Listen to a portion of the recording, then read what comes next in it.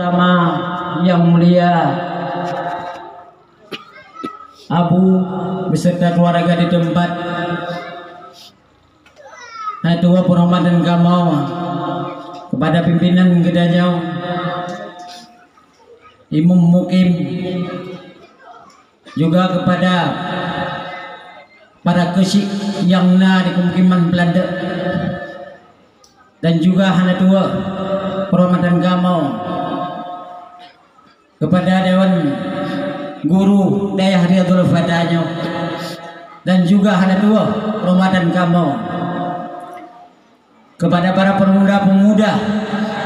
kepada para panitia yang telah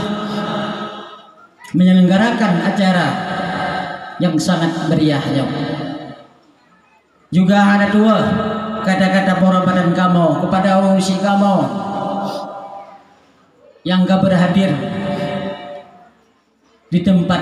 yang sangat sederhananya dalam rangka memperingati hari lahirnya Nabi besar Muhammad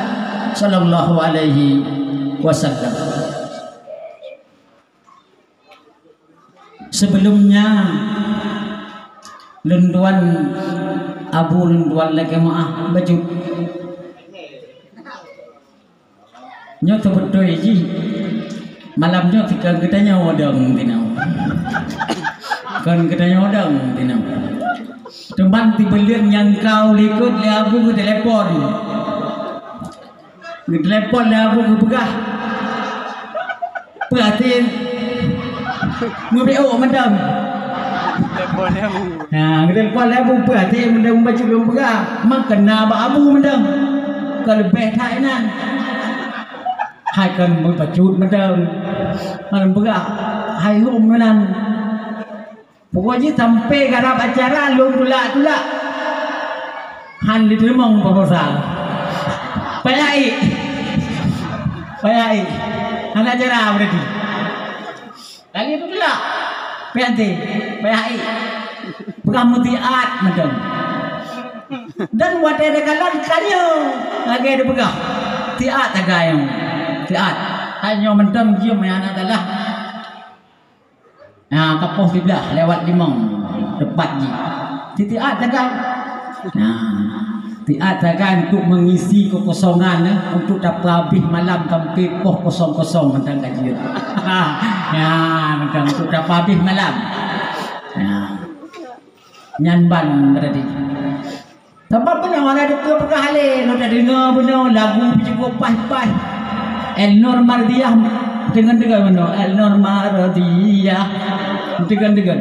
pasat meriah tak dah sehat pi cukup baik kada nah sehat dari tunggu Imam Mukim benar kali sehat dari Abu pun cukup luar biasa antum dari ngau nasihat petralom cumannya ke bahasa kemangat mentang tatuk malam sampai awal tak terpumpuk kosong-kosong lah nanti home dajak udah habis di malamnya mentang mana begah lalu ada begah kan begah cerita lahir Nabi tapi ini hanya model begah cerita lahir Nabi temaluk Nabi maka lom tertarik bio kong nak tertarik ke cerita lahir Nabi kita Melayu pun kita oleh pun nang Nabi ya teman-teman biasa bangun minyak anai hokai kan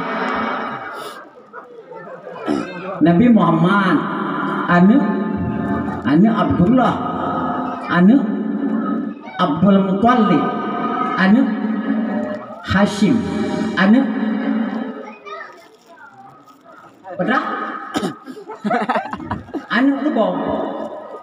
le Hashim tu anu apa lu hendak tinggal boleh di tu anu Abdul mana